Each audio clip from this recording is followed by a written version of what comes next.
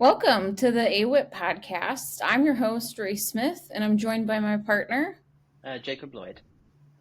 Here we focus on investigations and all things animal welfare related. We're bringing you in-depth conversations each week about animal welfare and their professionals around the globe, so be sure to find us on LinkedIn, YouTube, and Spotify. To learn more about AWIP and our mission, check us out at awip.org.uk or awipusa.com.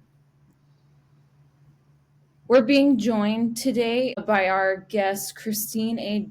Dorchak. She is the president and general counsel of GREY2K USA Worldwide and GREY2K USA Education Fund.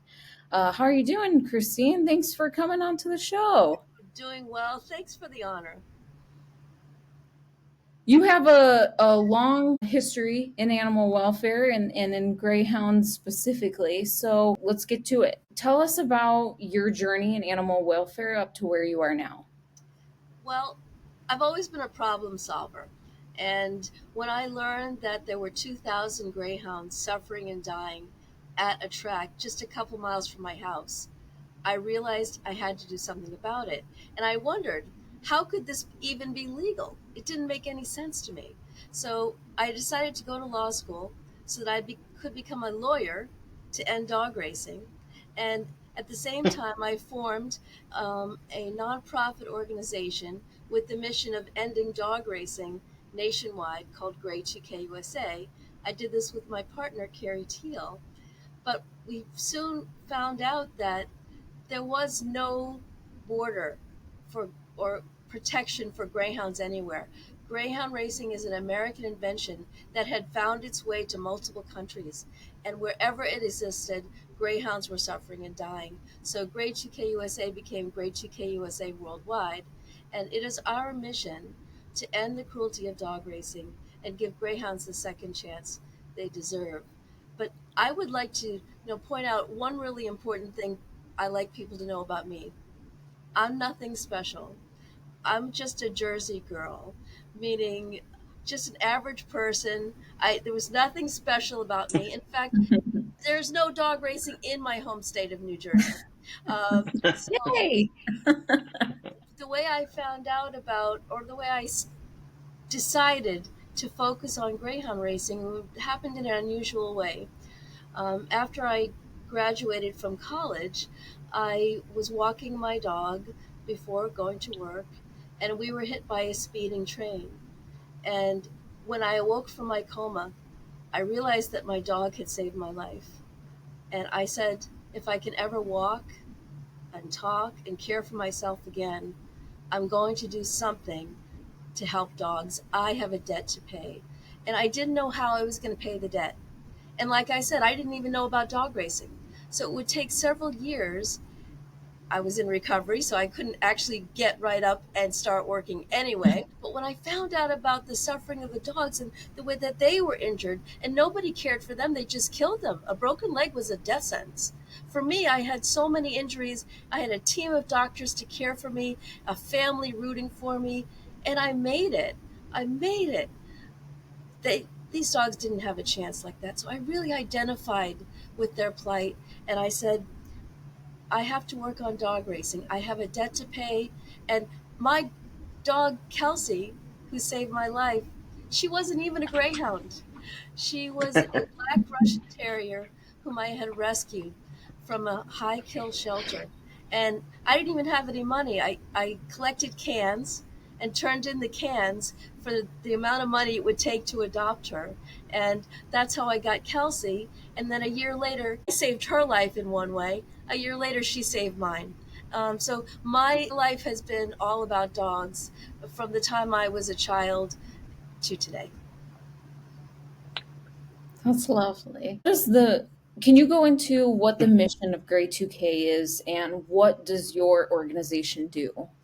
Well, we're a nonprofit advocacy organization primarily.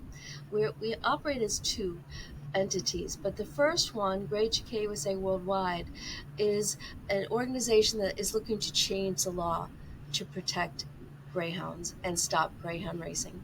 The GREY2K USA Education Fund is our partner organization, and that is the group that steps in when the first group closes a track. The second group sponsors the greyhounds. So we're actually right now in Amazing. process. Yeah, you have to go full circle.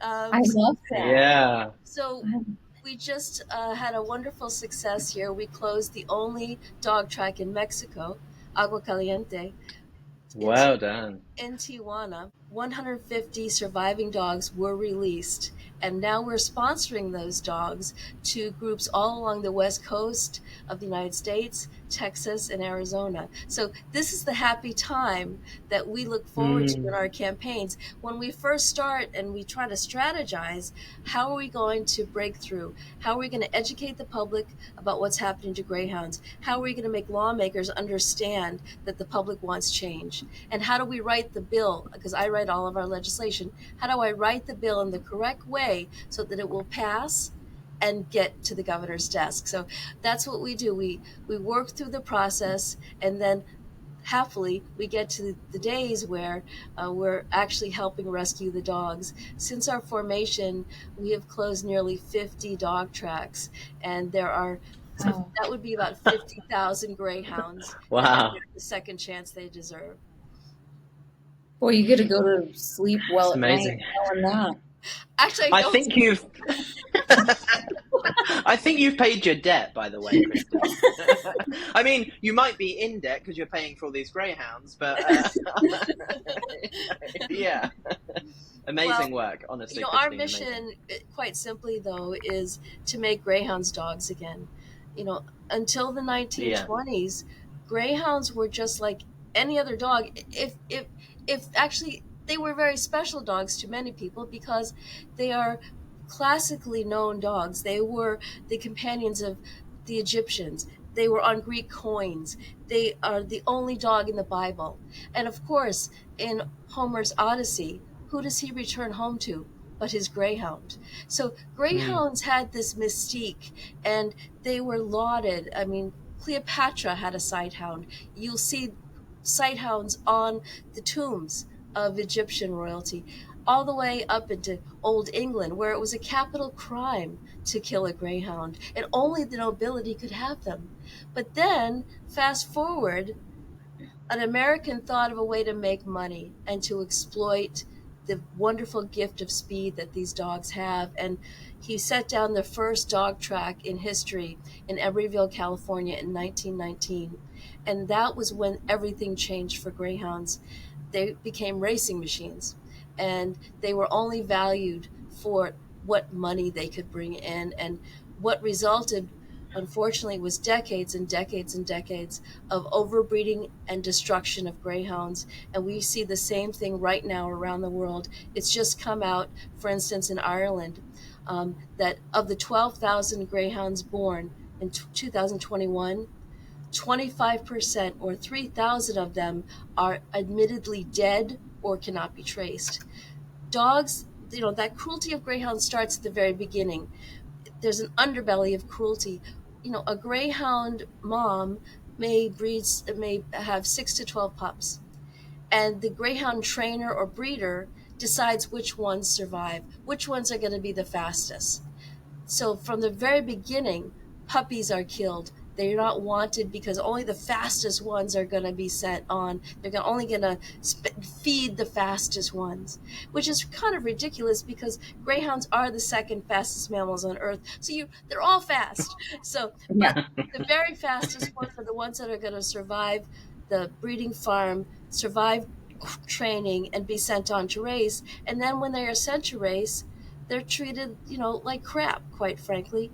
They're kept confined here in the United States for 20 to 23 hours a day in small stacked cages.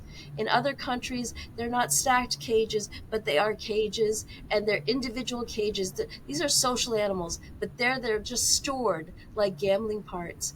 And when they're let out of those cages to race, they face the risk of injury and death. Just here in the United States, we have 2 tracks left. Since 2008, there have been 11,000 plus injuries. we know the cruelty of dog racing. We can document it. And that's really the key to our work. We want to put the facts forward about greyhound racing so the public can decide and then lawmakers will act. We've recently done polls in various countries, and in every country, Wales, Scotland, Australia, 2/3 of the public agrees that greyhound racing is cruel and inhumane and should end. So this is a no-brainer, and yet it's a very long held industry with a lot of political power, and that's why our organization works in the political process, because that's where the fight is. So, Christine, when are you going to close the last 2 tracks? Well, it would be, when we looked at the map when we formed in 2001, we never would have imagined that West Virginia would be the last state. We have actually gone to the ballot and wiped out 12 tracks in the state of Florida, which was the heartbeat of the American greyhound industry. They have the most. They had, at one time, there were 17 tracks. By the time we brought the ballot question in 2018, there were 12 tracks. We went to the ballot, we asked people to vote, and they voted to close down all 12 tracks in the heart of greyhound racing. So this emboldened us. We said, well, listen, we took down Florida. We took down Massachusetts. That was our first case, our first campaign. We've been working all across the country. We ended dog racing and outlawed it in Colorado, of course, and New Hampshire, all over the country. Never would we have thought that West Virginia would be the last man standing, but lawmakers in West Virginia are very proud. They say that they enjoy the monopoly of greyhound racing. So for people who don't know about the world of greyhound racing, can you explain what the typical day in the life of a greyhound is? It's no life for a dog. These dogs are kept confined for 20 to 23 hours a day in the United States, the same amount of time in every country. Wherever you go, there's a standard of cruelty associated with the dogs involved in greyhound racing, and their lives are always on the line. Every race could be their last race. They could either die while racing, become injured, and they're subject to a cost-benefit analysis at all times. Is it worth it for me to fix this broken leg, or should I just get rid of this dog and get a new one? The dogs are so disposable. So every day could be the last day for a racing greyhound. And our concern is that this is an industry that won't do any better. As much as we have tried to say, could you improve your standards? Could you not keep them in cages? Here's another thing. They feed them the lowest quality food. They feed them what's called 4D meat. In Ireland, it's called knackery meat. It has a different name in different countries, but it's slaughterhouse scraps they buy in the cheap. And this is what they feed to dogs. They give them a little bit of rice in it or pasta, and they call that dinner. And the dogs get sick. And you've heard of kennel cough outbreaks. These dogs are highly susceptible. One gets sick, they all get sick. An entire kennel can be sick. So this is not an industry that cares about the individual dog. It cares about how much money can I make from this kennel of dogs, and which ones am I going to keep, which ones am I going to lose. I'll tell you a personal story. Years ago, before we banned dog racing in Florida, I went undercover and I went to a Florida kennel. And it was supposedly the adoption kennel, so it was supposedly the nicer kennel. I went in and I saw exactly how they operate. I saw stacked cages, 100 dogs in stacked cages, on the left and on the right.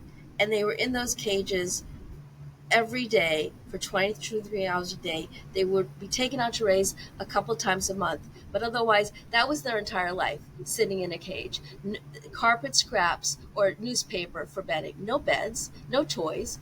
This is how to treat a dog. They don't take them for walks. As a group, they open the cages and they let them in the back in what is basically a litter box for dogs. They do their business, they throw them back in the cage. So this is the routine at a shelter. They have a gigantic bathtub in the back where they mix up the 4D meat and they add some rice and they slop it out. And as you probably have known or seen, the greyhounds we see have very bad teeth because, of course, they don't have dental care or regular Yep. veterinary treatment, and that food they're eating is very bad and very noxious. So it's an industry built on a very poor standard of care. So one of the first things we try to do was reach out to the industry and say, could you do better? Could you feed them better? Could you let them out of their cages? Could you get rid of the cages? And what's their answer? We treat them like kings and queens, and they love their cages. It's a it's an industry in denial, and it will not do any better. So no matter where we go, we hear the same nonsense. Whether it's Irish industry people or New South Wales, wherever we go, Auckland, New Zealand, it's the same kind of talking points about how great greyhound racing is, and the dogs love to run. Yeah, they love to run, they just don't need to race. Yeah, that's what I was going to ask you is that, for people who don't know anything about I guess you can call it a sport, although that's a rather foul word in my mouth, but um, there's a lot of people I think that unwittingly assume, oh, they're obviously running hounds. They enjoy running. So what's the big problem if they're pent up in these Yeah. kennels, these crates for 23 hours, very akin to how we host prisoners here. Then what's the problem? Well, I think you've really hearkened on something that's really important. These dogs are being treated like criminals. They've committed no crime. They don't deserve to be treated like that. This is no way to treat a dog, and it's an industry with standards, and these are the poor standards wherever you go. So, of course, if you or I were, let's put it in human terms, let's say stuck in an elevator or kept in an elevator for 20 to 23 hours a day, and somebody let us out, you better believe we'd take off fast. These dogs, they're the second fastest mammal on Earth, but when they're put into the starting box, of course they're going to take off and they're going to perform. And one of the things that enhances the performance, unfortunately, involves cruelty to other animals. In Colorado and in 3 other states, in 2021, we went and we investigated the unfortunate occurrence of live lure training. And this is the use of small animals to excite the chase instinct in young greyhounds. And they, the greyhounds are allowed to chase and pounce on rabbits and other small animals. It's horrendous, and rip them apart. It's to establish some sort of blood instinct. It's sickening. We couldn't believe that. Again, this is an industry that won't do better. We could not believe that this industry was still doing this. It had been documented years ago in the 1950s, and then again in the 1970s. But the industry says, oh, we don't do that anymore. So every state we went to, we found it. And it was being done sometimes by law enforcement officers. So this is an industry that has Teflon on it. It's been able to do things and commit acts of cruelty that would never be acceptable by anybody else or any other industry. So we fight really a big, an old boys network. And of course, in Australia, the live baiting scandal led to Mike Baird of New South Wales declaring the industry done. He said, I'm banning dog racing. He was the political leader. But unfortunately, he was forced to reverse himself, and New South Wales restored greyhound racing. So in Australia, even with this horrendous live baiting exposed, it goes on. There are 64 dog tracks in Australia. So that live baiting then is it they just turn this rabbit or whatever loose, or is it what I'm thinking? You tie some kind of string or something to this live rabbit, and you're on a four-wheeler or whatever at 30, 40 miles an hour, and these dogs are chasing this live animal on the end of a string? It's done differently in different places. So in Greeley, Colorado, where we had one of the investigations, it was the Lashman farm. The rabbits would be taken out of boxes and they simply let loose, and the greyhounds were allowed to chase and kill them. In other places in Australia, the live baiting footage showed that the animals, possums and other small animals, were being tied by their legs to the training track lure. So it's live lures, in other words, and the greyhounds were running around in circles, and then they would grab them and chew them up and kill them. And sometimes the poor rabbits would still be alive, or the poor possums would still be alive. They'd tie them back up and do it again. One of the saddest ones was they ripped the babies away from this mother. They put her on the lure, and then they stomped the babies to death. So It's a horrendous industry. It is. And I'm really, it almost feels bad that you guys have to go and do this and stop an industry that is so callous to the suffering of not just the greyhounds, but all of these other animals. And, to bring your kids up and generations of people who keep this alive thinking this is okay is really, it's revolting. You have great intuition, because greyhound racing is a family business, and we have seen kids in our video exposés who are doing the live lure training with their dads or their moms.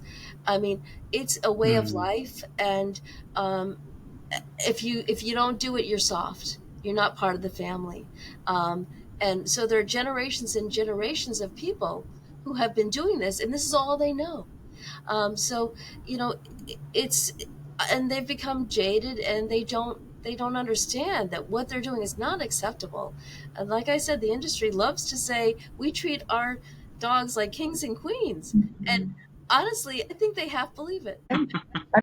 I wonder, Christine, can you tell us how the industry probably has to make a lot of money for it to have carried on for over 100 years now? How profitable is this in different countries? Greyhound racing, I'm happy to say, is a dying industry. So here in the United States, the height was 1992, $3.5 billion bet, 70 dog tracks. Now we're down to 2 dog tracks. And we've seen closures in Australia. We've seen closures all over Great Britain, obviously. And there are no dog tracks left in the London area. So we're seeing dog tracks close. But what their secret sauce is, they are subsidized. So they're not subject to normal business pressures like you and I would be if we had a business. So for instance, in Ireland, $19 million a year is used to subsidize dog breeding. In West Virginia, $17 million a year. So the folks involved in dog racing don't have to worry about their bottom line, because they're being paid to do what they do, whether the dogs win or not. I am curious, how many dogs do you think that you have saved thus far, shutting these down, doing rescues with your foundation? And can you tell us some of their stories? Well, we have closed nearly 50 dog tracks in the United States, the Mexican dog track now, most recently, and the only legal dog track in China. So there are about 1,000 dogs it takes on average to keep a dog track open. So I guess you could say 50,000, but we're not counting. This is not about numbers, it's about dogs. The industry wants to think of these animals as numbers. In fact, they tattoo them in their left and their right ear to keep track of them. There's an NGA number, for instance, as we say here in the United States, that is their racing number. And then in their other ear shows their litter and order in the litter. They're always putting them down to numbers. I think of them as individuals. So, for instance, when we decided we would take on the Canadrome in Macau, which my partner thought was insane, by the way. I had read a story in the South China Morning Post about this dog track I'd never even heard of on this peninsula off the mainland of China, where every dog that went there died there. There was no adoption program, and all the dogs came from Australia. So these poor dogs were shipped to Australia, to the Canadrome to die. And just like clockwork, 30 dogs came in every month, 30 dogs were killed. It was very methodical. And I said to my partner, Carrie, I said, we have to close this place down. This is unacceptable. They don't even have an adoption program. And we're in a one-room basement office. And he says to me, how are we going to do that from this basement in Somerville, Massachusetts? And I said, I don't know, but we are. So we said about it, and the way we did it was we went to Macau. We met with the officials. We talked about the problems of greyhound racing, and we knew that in their culture, shame is a very important issue. They don't want the rest of the world looking at them and shaking their heads. It was very bad for the reputation of Macau to have this dog track there, the worst dog track in the world. That's what we called it. And around the world, 300,000 people signed a petition asking the government to close it down. So Wow. we used diplomacy, and we worked with the government to force the dog track owner to close. It took 7 years. But the reason I bring this up is because the face of our campaign was a dog named Brooklyn. And this is a poor dog. He was a great example of the problem in a nutshell. At a very young age, a few months, he was a failed racer in Australia, New South Wales. His owner, quote unquote, and I use that word as a legal term.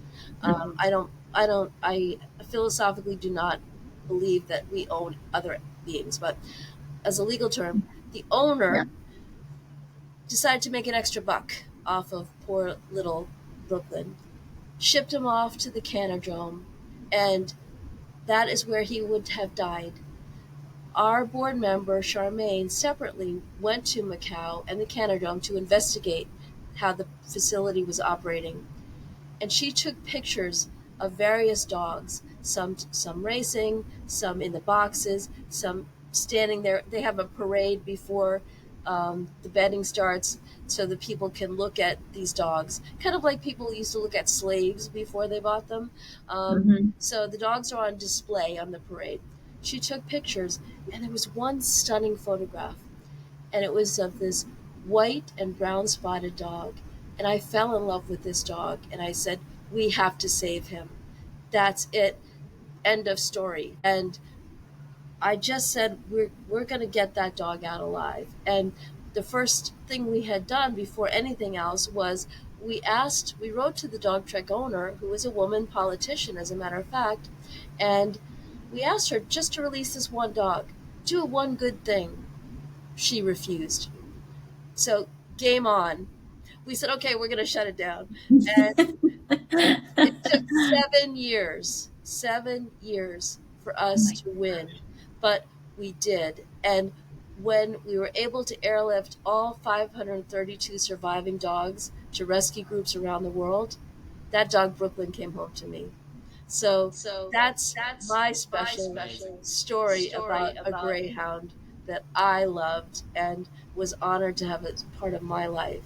So he's actually was the inspiration for our worldwide movement, because we said, well, if we can close a dog track in China, we can do it anywhere. It also showed that people would come together to help these dogs. So groups around the world, over 100 adoption groups signed up to take the Macau dogs. And it was such a wonderful, joyful togetherness that came to be. Brooklyn was the symbol of that. And finally, when he came back here, he was very thin, his coat was very dull. Almost all of his teeth had to be removed because he'd been chewing on the bars of his cage for years. And he had very little going for him except a spirit to live. And the first 3 weeks or so with him were just pure joy. But then he was diagnosed with cancer, and we faced that big choice of what to do. and we decided that we would have his leg amputated because this dog had come so far and survived so long. He deserved Yeah. every moment we could give him. And what do you know? He did very well as an amputee. He was a very happy dog. Everyone who he met felt so inspired by this dog and his story. And he actually lived with us for 3 happy years. So The fastest three-legged dog in the world. exactly. But he was an Australian dog that got caught up in this cruelty. And why was this cruelty even existing? Because someone in the United States thought of this way to exploit greyhounds. And greyhound racing actually started. It was really took off because of organized crime here in the United States. Al Capone, Meyer Lansky, they were the proponents who joined with Owen Patrick Smith, the inventor, to commercialize dog racing. And they joined with greyhound breeders, and together these criminals, these greyhound breeders, and the inventor joined together to make an industry built on the exploitation of greyhounds. And it was all about money. Nothing about the care of the dog. So we didn't know, nobody could have known in 1919 how bad this would be. But now we know, and that's why we bring out the facts, and we think the facts speak for themselves. It's really interesting to hear you mention organised crime, Christine, because it's something I harp on about all the time, and it's what I investigate and have done for 12 years, and relating to animals, right? And when I talk about organised crime, people are dismissive and go, no, we're just talking about dogs. Yeah, they put that to the movies. Yeah, absolutely. Yeah, and so it's interesting to hear, this underbelly, this criminal underworld that actually goes throughout this, these industries. Whether we're talking about greyhound racing, that's right, dog breeding, whatever we're talking about, it's very true. I mean, it's dog racing, dog fighting, all sorts of wildlife trafficking. It's all based on a criminal conspiracy to harm dogs or harm animals and make money off of it. Those early promoters of greyhound racing, they knew what they were doing. They found an easy way to launder money because all the money was in cash. So they could launder their criminal proceeds through dog tracks. And that's how it all started. It was really a scheme to launder money on the backs of dogs. And it's to this day in Massachusetts here, the 2 dog track owners we first fought when we formed in 2001. And by the way, another point of we've just written a book called Brooklyn Goes Home, and it's in honor of our dog Brooklyn. And it's for any dog lover for sure. But it also talks about the state-by-state campaign we have waged, and now international campaign, to end dog racing, and how we did it, and all the times we failed, and the importance of learning through failure. We are the biggest losers you could imagine. When we first went to the ballot in our home state, we lost. We lost 51-49. It was so close, but those 2 dog track owners in our state, they had FBI files this high. They were involved in organized crime. One Irish, one Lebanese. And there's no doubt about it. And one of them is still alive today, and he's still trying to bring back dog racing. So it's a resilient industry, and it's an industry that's used to getting its way. So when ordinary dog lovers stand up and say, no way, they laugh, right? But we've learned that even when they win, we just get up the next day and start again. So when we lost in 2000, we went from a small ballot initiative committee in our home state to GREY2K USA to work nationwide. They made us actually grow bigger because we knew we had to get bolder, and we had to really mean business, and they had to take us seriously. The point of it was they had lawyers, like a phalanx of lawyers at every hearing that we would go to. And I said, this isn't looking good. We need a lawyer. So I drew the short straw on that, and I decided I would be our lawyer. And in the very early days, I went to law school by night for 4 years, and I worked by day at the office, and I came up with a strategy. I said, let's let the dogs speak for themselves. Let's force this industry to produce records to show how many greyhounds are being born, how many actually make it to the track, how many die while racing, how many they just kill afterward. Let's put them on record. And once this information was available, we could use it in our campaign. So that's really been our strategy. That's our strategy in Great Britain in particular. All of those injury records coming out over these last several years, we're following in our concept here to go state by state to force the industry to disclose. Because once that information is out, they can't deny it. It's their own information. So they can't argue against their own records.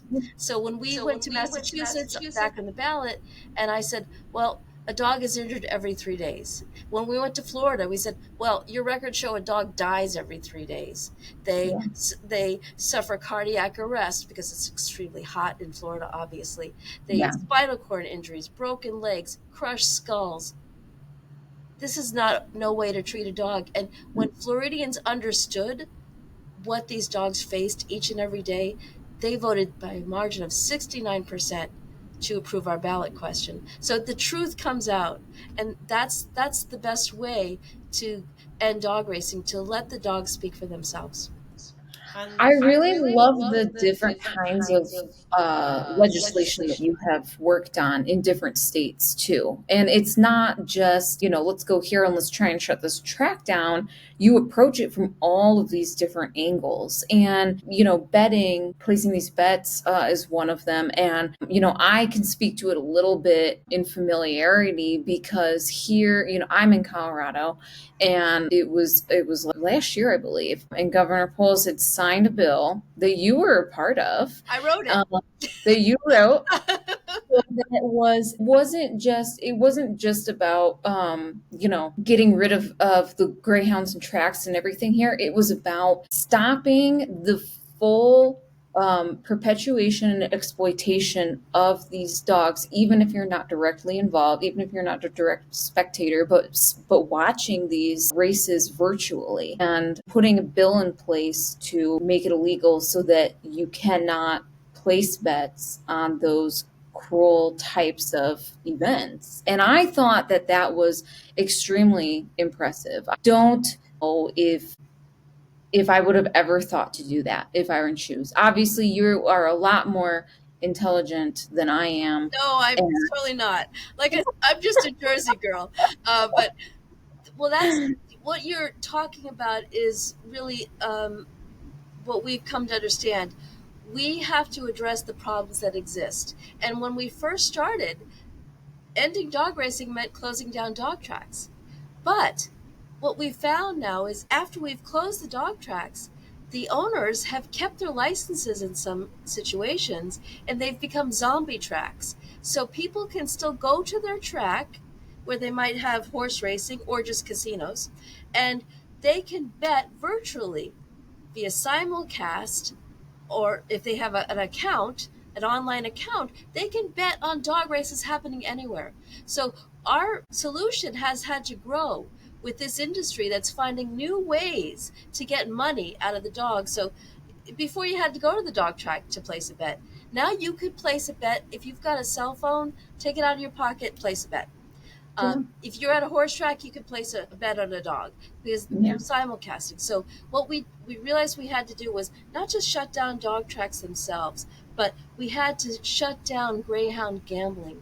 And we've been going state by state to outlaw simulcast and online wagering on dogs. And we've had actually 2 more successes. New Hampshire and Arizona passed legislation this year. And that's when the doors opened and we were able to help get these dogs into the hands of adoption groups all across the United States. And these were American dogs. All the dogs that went to race in Tijuana were American dogs. They were bred here, shipped across the border to Mexico. So Americans have a particular interest in saving these dogs. I can feel your passion. I can feel like it's filling me up. I love it. Well, we love when stuff works.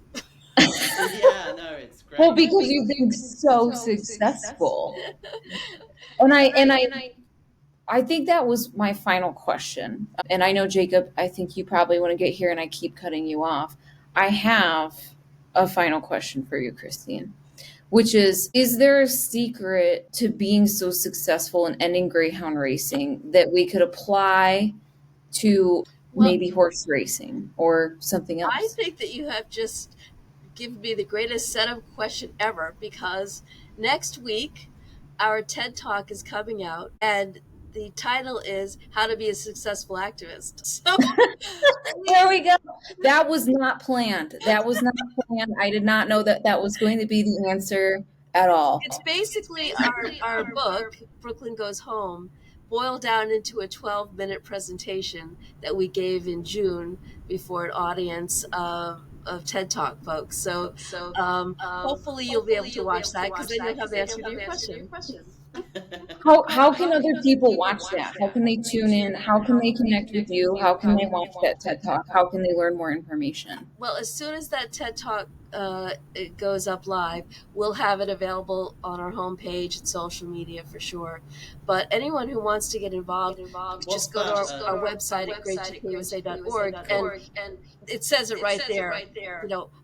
About dog racing, take action. Like it's all there. Especially if you live in the United States. Again, just like the Wales and Scotland strategy that we have, we want to focus on the parliamentary questions to ban dog racing in those two countries, and then go to Westminster and try to make that, in the entire United Kingdom banning dog racing. We're doing the same thing here, where we want to go to, now that we've outlaw dog racing in so many states, we want to make this the federal law here in the United States. So anybody who lives in the United States, right from our homepage, you can click on a link and you can send a message to your members of Congress to ask them to please co-sponsor the U.S. Greyhound Protection Act. That's wonderful. I love it. It all works together. One last question from me, Christine, was around how much, I guess, investigations and research has played in A, your strategy, and B, how much do you attribute those tactics to your success? Ask me again. You faded out. Sorry. So basically, I wanted to know how much investigations and research played in your strategy, and then secondly, how much do you attribute that to your success? Research is number one. Knowing the industry better than it knows itself.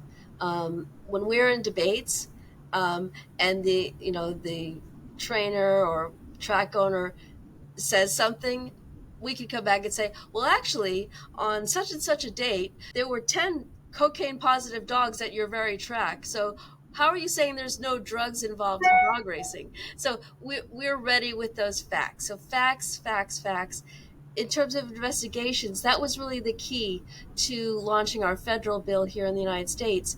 We did the live lure investigation, and it was because we could show that dogs were being moved in interstate commerce to be trained with live lure with small animals, that it became a federal issue and caught the attention of a wonderful lawmaker in California who said, I want to sponsor that.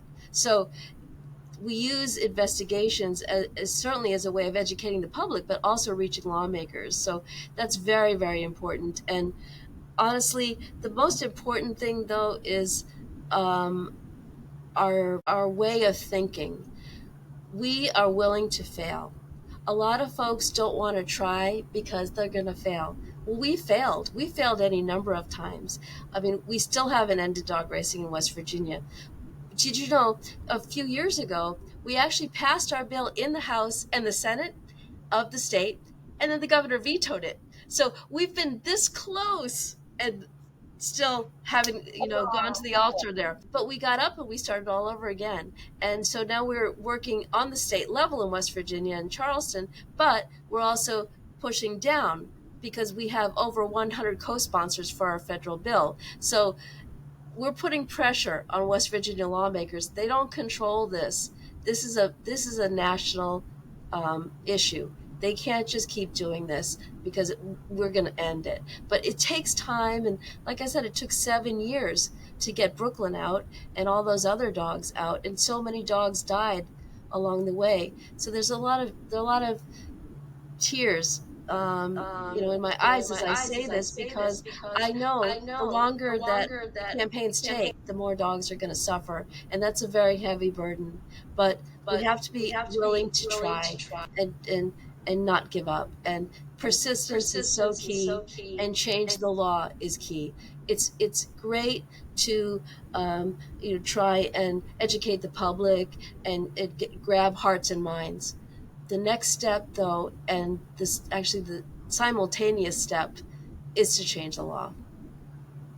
Christine, thank you so much for coming to talk on our podcast and sharing all of this with us. And honestly, I echo what Ray says. You're like infectious, like the optimism, and after so many years of you doing this, I'm surprised you're still smiling. So people burn out, so this is amazing, and we're so glad to have you on. But nothing more from me, but I don't know, Ray, I'll hand it over to you. But Christine, I just wanted to say your work is amazing, and I'm going to be buying your book. Well, I appreciate that. If my whole goal in talking with you today is to hopefully inspire others. If they see a problem, try to solve it. You might fail. It could be that what you do leads to someone else who finds a strategy that works. Like I said, I'm a problem solver, so that's how I look at life. I never wanted to walk around not understanding how things work, and I worked in law firms for many years before I became a lawyer, and I said, they have all this information I don't have. I felt like I wanted to learn more, and then when I realized we needed a lawyer, I said, that's it. I'm going to go to law school, and I'm going to figure it out. And it's still, those are all good ideas and whatever, but maybe I wasn't going to succeed. And we haven't fully succeeded. We've got over 100 dog tracks still to close, but I feel good about the dogs that we have saved so far. Well, thank you, Christine, so much for being on the podcast. We really appreciate you taking your time to come on and talk to us about this. It's something that Jacob and I feel very strongly about. You know that just so you know, GREY2K's got a friend in AWIP, and for anybody who wants to look into this more, wants to know more information, GREY2KUSA.org, GREY2KUSAEDU.org. You're also on Facebook, not Facebook. I don't know where that came from. Facebook, Instagram, and X. It's GREY2K USA. And be sure to check out our episodes every Tuesday. We're airing our AWIP podcasts, LinkedIn, YouTube, and Spotify. Every week. So again, thank you so much, Christine. We really appreciate it. Good luck with the rest of the tracks. We fully support you, and we appreciate everything that you do for us and for the dogs. Thanks, Ray. Thanks, Jacob.